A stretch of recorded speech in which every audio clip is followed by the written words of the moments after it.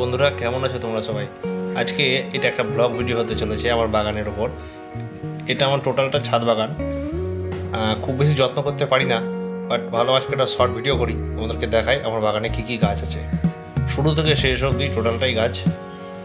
আচ্ছা চলো, এখানে একটা দেখো গন্ধরাজ লেবুর গাছ আছে। অযত্নে পড়ে থাকা গাছটি বর্তমানে 4টি লেবু বহন করছে।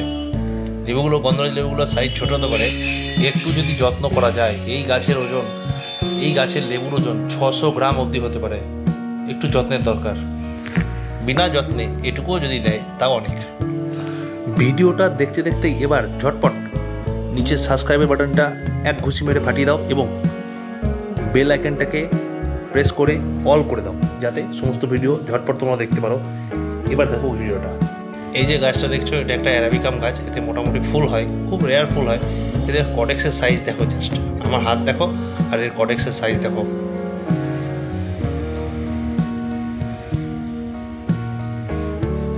একে যদি একটু যত্ন করা যায়, এর আকার আয়তন এর থেকে এই কদিনে আরও ডবল হয়ে যেত। আচ্ছা, এই গাছটা মনে পড়ছে কিছুদিন আগে রিপোর্টিং করেছিলাম। এটা সেই কাঞ্চন গাছটা যেটার ভিডিও তোমরা দেখেছিলে।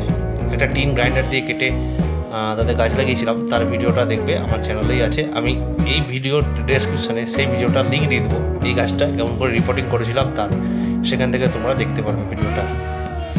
সেই যে তোমরা দেখেছিলে ভিডিওটা করেছিলাম, শুধুমাত্র সেই সময়তেই যা সার মাটি দিয়ে গাছটা লাগিয়েছিলাম, আর নতুন করে কিছু দিইনি। অলমোস্ট 3 মাস হতে চললো। বিনা যত্নেই ফুল হয় ভাই। বন্ধুরা, একবার তুমি গাছটা যদি ভালো করে লাগাতে পারো, বিনা যত্নে ফুল হয়।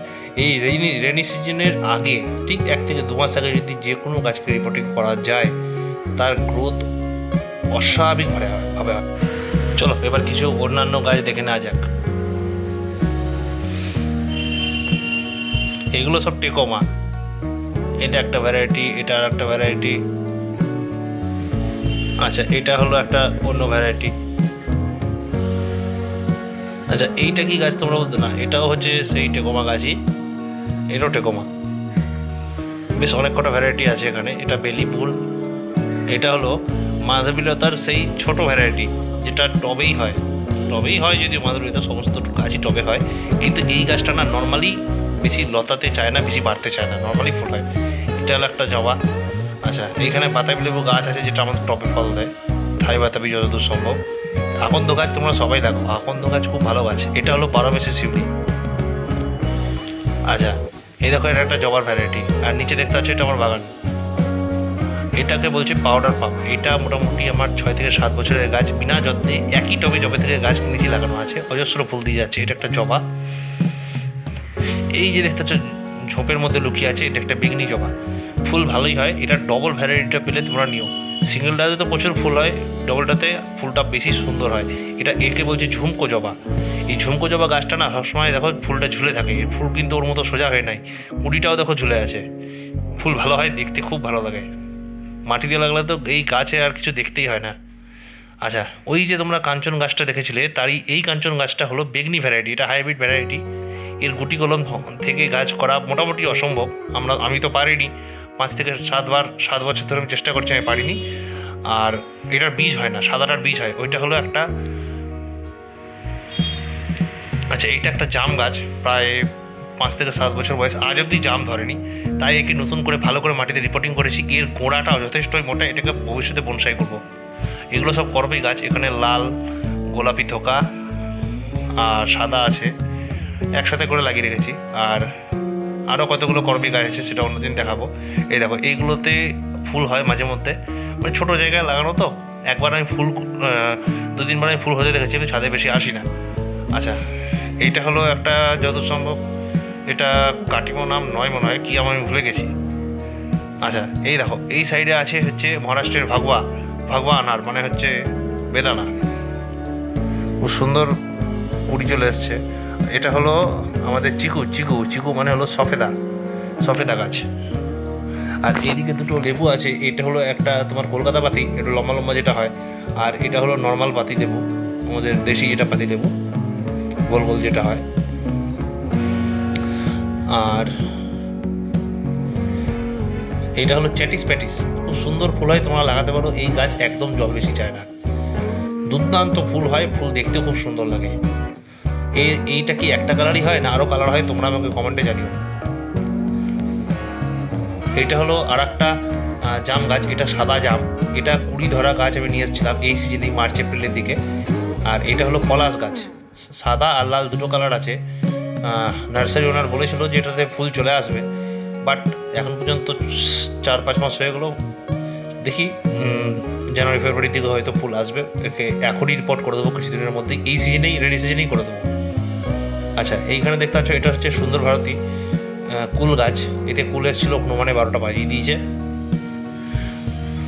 আর এইখানে আছে পাতিলেবু, গত সিজনে বাবার আমি লাগিয়েছিলাম, পাতিলেবু প্রচুর ধরেছিল, অনেক কটা নেওয়া হয়েছে। আর যে হারে ঘাস হয়ে আছে না, এই গাছকে আর নিউট্রিয়েন্ট পেতে দেবে না। আর এই এখন পরিষ্কার করেও লাভ নেই, 1 থেকে 2 দিন এই গোটা বাগান পরিষ্কার করতেই লাগবে। এগুলো সব আম গাছ, এইগুলো আম গাছ হচ্ছে তোমার অল টাইম ম্যাঙ্গো। আর সদাবাহার দেখো কি সুন্দর লাগছে, সদাবাহার না তোমরা যতবার বা দেশি লাগাও, 1 থেকে 2টো লাগাও তোমার বাড়ি ভর্তি করে দেবে। এত এর গাছের গ্রোথ হয়, এত গাছ স্প্রেড করে, প্রচুর গাছ হয় এর থেকে। 1 থেকে 2টো গাছ লাগাও, প্রচুর গাছ, এর মেডিসিনাল গুণও অনেক। আচ্ছা, এটা হলো প্লুমেরিয়া গাছ, এর একটা গাছ আমরা আজ থেকে 10-12 বছর আগে 120 টাকা দিয়ে কিনেছিলাম আইমের বাবা, তখন আমার 17-18 বছর বয়স হবে। আর এটাও তার আর একটা ভ্যারাইটি। এই প্লুমেরিয়া গাছে এত ফুল হয়, এত ফুল হয়, আর হনুমানের এত ডাল ভাগে যে প্রত্যেক বছর আমরাই তো 50 থেকে 60টা গাছ তৈরি করি এবং বাড়ির আশেপাশে মানুষজনকে দিই। প্রচুর ফুল হয়, প্রচুর প্রচুর। আমাদের কারোর গাছ লাগলে নিয়ে যাও বাড়ি থেকে, অজস্র পড়ে আছে ভাই, নষ্ট হচ্ছে, লাগানোর জায়গা নেই। এটা হলো কুলকে ফুল। এই কুলকে ফুলটা কতটুকু জায়গায় লাগানো আছে তোমরা দেখলে হাসবে। এই দেখো, এইটুকু একটা জায়গায় লাগানো আছে, একটা 12 ইঞ্চির গামলা হবে হয়তো, খুব বেশি হলে। আর এত কুলকে ধরে আছে, দেখো গাছটা পুরো ঝুলে পড়েছে। আর এই দেখো কুঁড়িও অজস্র।